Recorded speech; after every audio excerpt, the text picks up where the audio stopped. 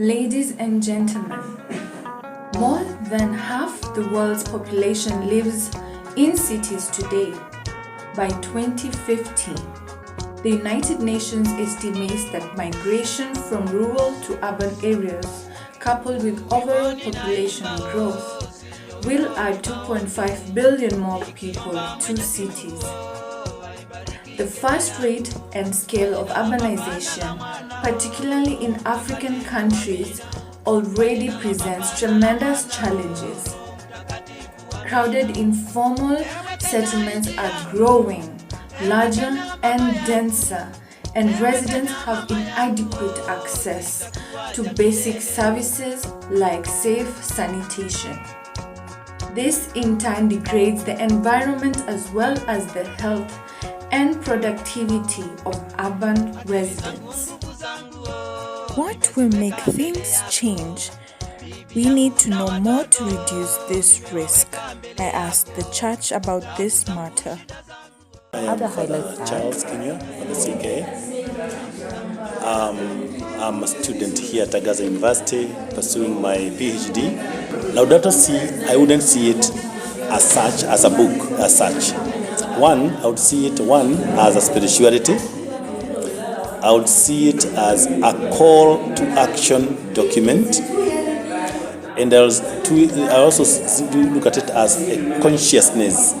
And this call to action document talks about, amongst others, the environmental crisis.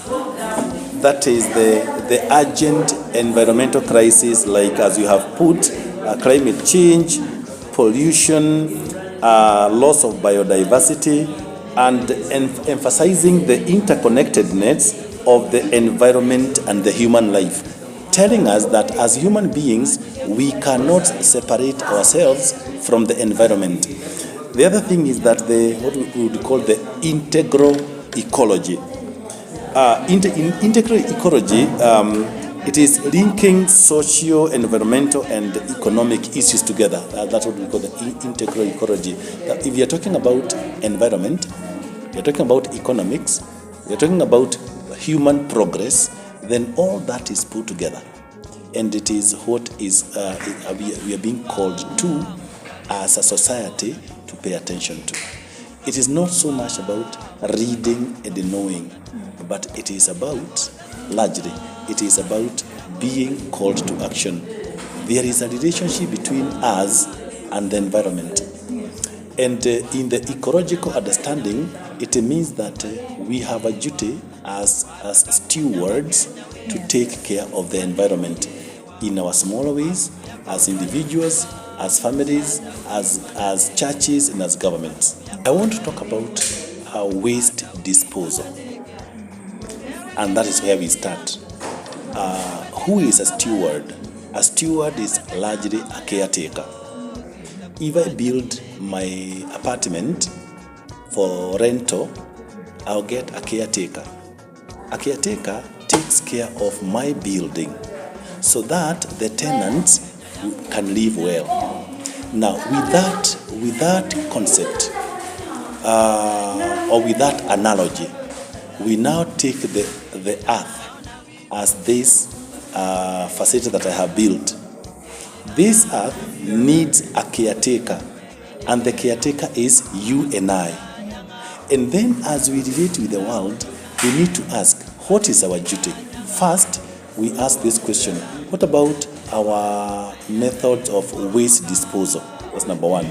Number two, we talk about how we take about afforestation, deforestation, how we take about environment. We take care of the environment. What is my duty? Every time that I am driving, sometimes I am forced to throw trash when I'm driving. A caretaker makes sure that waste is disposed in the best way possible.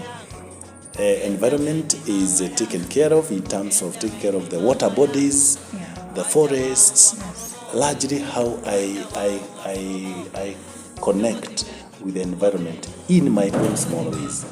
So as a caretaker or as a steward, I would ask, what is it that I'm doing to make sure that the world is better and taken care of, and I am part of the whole of the biodiversity, that I know the care for animals, the care for plants, for the trees, the soil, and the water bodies. Allow me to talk about 3 or 4 things. One, I talk about the human responsibility. Now, humans have a moral responsibility to care for the earth. It is something that we have to do. This responsibility includes stewardships of natural resources and protection of the environment for future generations. We do that for today, and we do that for future generations. Then, still as human persons, there's something we call the critique of consumerism. Remember, one danger of solidarity as human beings is consumerism and materialism. That in this critique, we need to ask, and the encyclical Laudato Si criticizes rampant consumerism and the throwaway culture, you see, which leads to exploitation of both the environment and the people, particularly in what we call the global south. The other thing is, and I think this you have put it so very well, that ecological education and spirituality. Now, that we have a duty. Laudato Si calls for education about ecology and a deeper spiritual connection to creation. And this is what I call the environmental spirituality. It stresses the need for a change in mindset. I would call it a paradigm shift. How we used to think about environment and us and what must be done. Now, this paradigm shift must bring in the concept of respect for Mother Earth. And once we do that, then there is something we would call the role of the church. And this is what you have asked.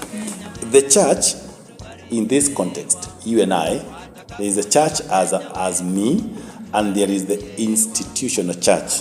In both ways, the church is called to lead by example, such that we, let me start myself as a clergy.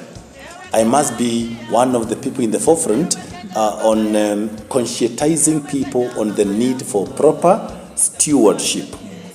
And this is not just promoting environmental awareness, but also living sustainably and advocating for policies that can protect the environment for us today and for the future generations. I would want them to take home only one thing, maybe among others. One is hope for action. Not for, hope and action. There is a lot of bad things happening. We cannot give up. There is hope that we can have an environment that we all desire.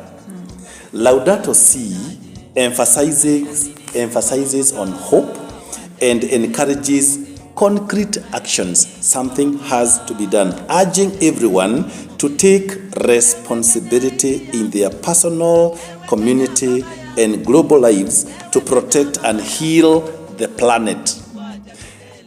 I am one person who doesn't just talk about what the government should do, what the church should do, or the society. Laudato Si is actually narrowing this down to an individual responsibility. What am I supposed to do as an individual? I have my duty. As Father Charles, I need to ask, am I taking care of the environment where I am in my small way? And then the other person and the other person. Then we ask, as a society, are we proactive enough? Because the call is that we must be proactive in contradistinction with being reactive. We are a people who do quite a lot when catastrophe strikes.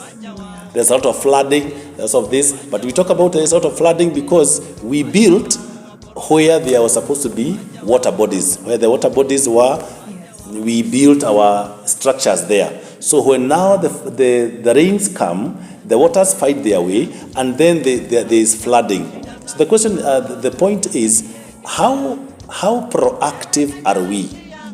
And finally, there is hope for a greener environment. There is hope for a greener globe. That all is not done, all is not lost. So there is some hope coming. But for that hope to be realized, something has to be done. Some action has to be done. And this means we must be proactive. One, I do want to really encourage them that you are doing the right thing. In fact, I'm so encouraged to see a young lady who is so much for the environment. There will be so many hurdles, but you cannot succeed if you don't fail at some point. So I want to encourage all the advocates of a cleaner environment to continue doing the best, and when and where they can, advocate and talk about the policies that make sure that environment is good for all of us. And number three, most importantly, research and read about environment, and also inculcating technology in the environmental protection. Thinking as they are, thinking as individuals, but also remembering that they are all global. We are all global community. Think about environment not in your particular country, but think about a greener world where everybody feels at home and their life is protected. And finally, making sure that there are more people conscientized about the need to care for the environment. That is the teaching aspect. We start with individual effort. Okay. Why do we start with individual effort? Because you cannot be an agent of transformation unless you are first and foremost productive at an individual level. Then we say the environmentalists or those advocating for cleaner environment, then they partner with other we call them the minded, the proper mindedness, or like-minded individuals, like-minded bodies, like-minded institutions, the church, the government, civil societies, schools, all those groupings. It is the war on environmental change cannot be won at an individual level. Yeah. It must be a concerted effort for all of us. So I would encourage the people who are advocating for cleaner environment to make sure that they don't go it alone. Make sure that others are brought in, because at the end of the day, it is the question for common good. Yes. Yeah, all of us are part of this world, and in solidarity, we can make it the better world for all of us. To see a society where everybody does the right thing in the right way, a society where the Christ vision of humanity is realized, a society where human life is respected, a society where family life is respected, and a society that lives the values propagated by the gospel in Jesus Christ.